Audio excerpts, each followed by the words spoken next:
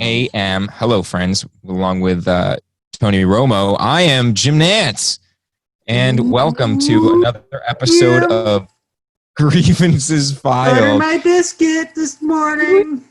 Jim, Oh boy, it's perfect speed. Spinagon, not now. Wait, wow. Whoa, whack. Never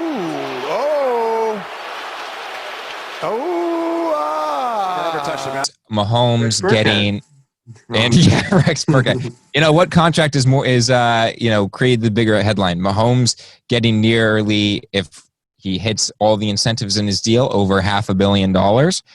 Or why doesn't Mahomes fund the stadium?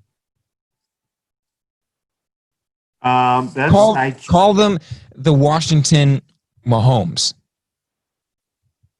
and and the stadium is called the Patrick Mahomes Stadium. He could. Sure. He could. He could. Anyways, so Mahomes, if he hits all his incentives, is going to get more than $500 million. He's 10 years, $503 million is what the contract is worth. There's a lot of mechanisms that I think. Oh, and here's something interesting. Mahomes' salary becomes guaranteed for the next year before the year hits. So I think in 2021, his salary in 2023 becomes guaranteed.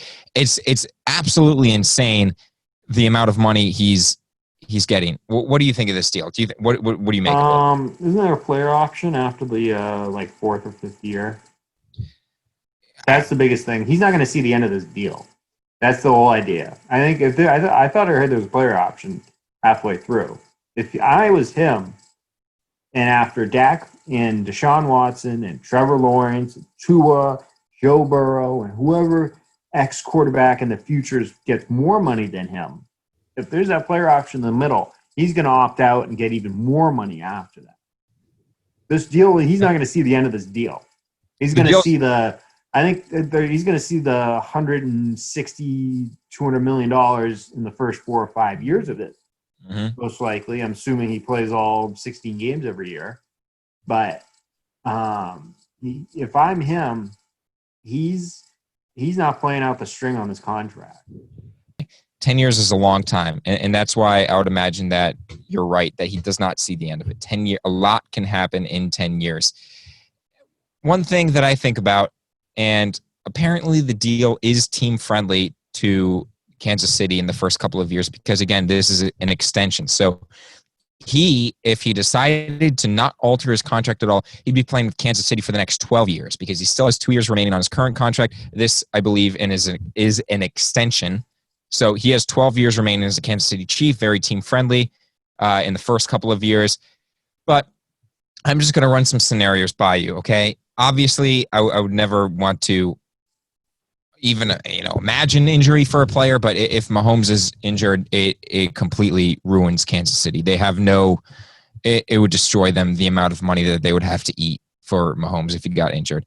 Another thing, what if Mahomes, he won one this past year, a Super Bowl. What if he pulls a Rodgers or a Favre and, he gets one early, doesn't get back to it, okay? That's a lot of money for Kansas City. So you said there's a player option. If 4 or 5 years go by and Mahomes still hasn't won another one yet, okay, is Mahomes going to exercise that option and try and get more? I don't think so. I think he's just going to keep rolling with it. It's a lot of money to live up to. We've seen big contracts like these in the past. The pressure's put on, okay? And we've seen Mahomes. He has the outstanding athletic ability. He has outstanding arm talent. He can throw off of any platform, off of any angle, and it's really spectacular. But here's another thing, too, and I say it all the time. He's playing with the fastest wide receiver he'll ever have in his career. He's playing with the best tight end he'll ever have in his career right now. And he has a phenomenal play caller, Andy Reid. And how are you going to sign all these? How are you going to sign Matthew? How are you going to re-sign Tyrann Mathieu? How are you going to, all these, their defense is going to hold out. Yep, their defense was revamped in 2019. How are you going to secure that defense for years to come? How are you going to secure that offense for years to come? Sure, you have Andy Reid, and Andy Reid's going to dial up new things. But one thing that Marcellus Wiley said was that Mahomes is the Patriots' kryptonite. Okay, first of all, New England is 2-1 against Mahomes, and in the one they lost, if we can leave out the referees of that one. That was the reason New England lost. But Finds Kelsey. Where do they mark this? Ball comes out. That whistle ends up in a slot to the left. 24-yard penalty.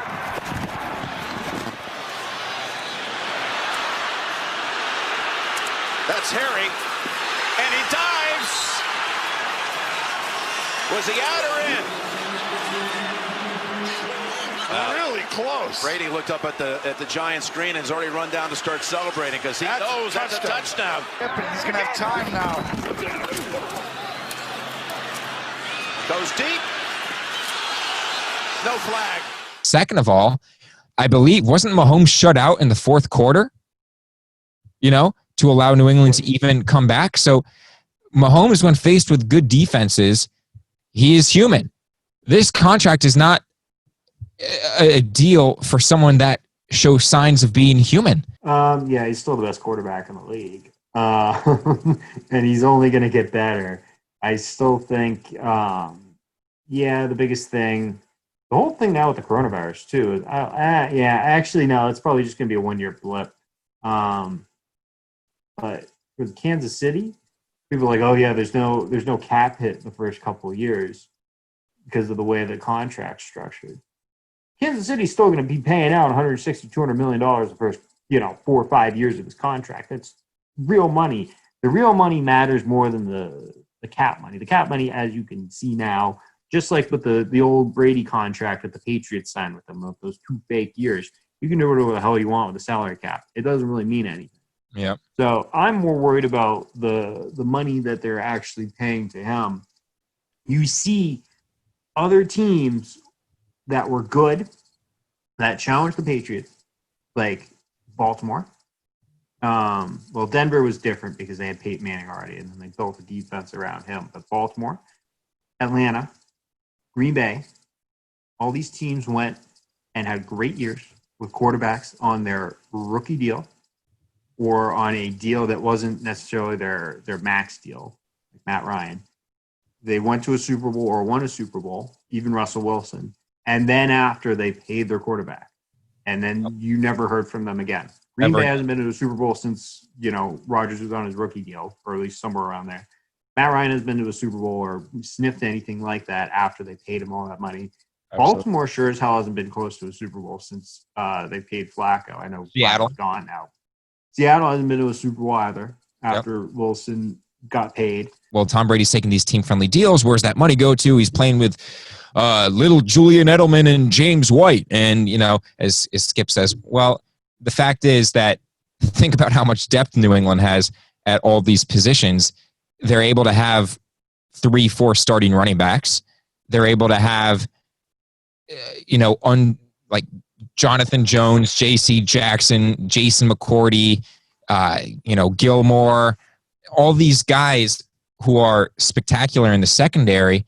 The linebacker depth is great. You lose Collins and Van Noy, and now you have Bentley step in, and he's no scrub, right? So the real thing about salary cap is being able to have depth at positions when they inevitably go down. Right now, are the Seahawks a great team, or do they have Russell Wilson and have a chance to win 11 games?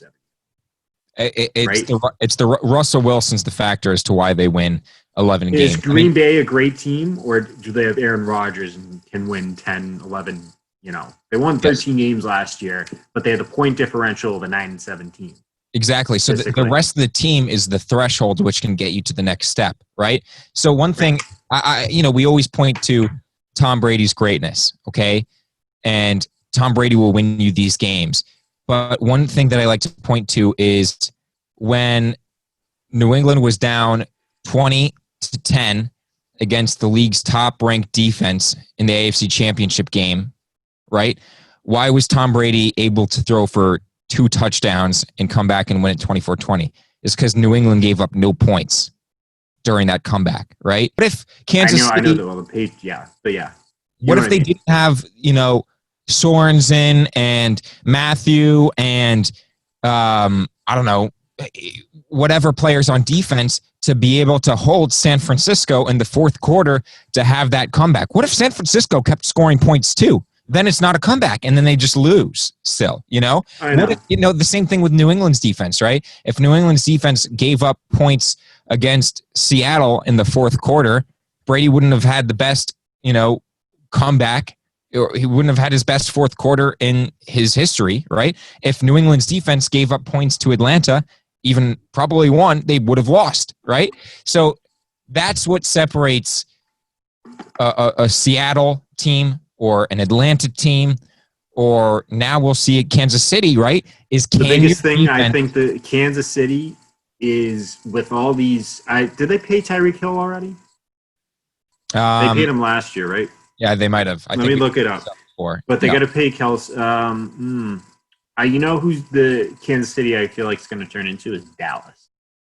I could and Dallas is going to turn into Dallas soon too. Because Dallas has all these Jalen Smith, the Leighton Vander Esch. They had to let Byron Jones go, who's a very good player. But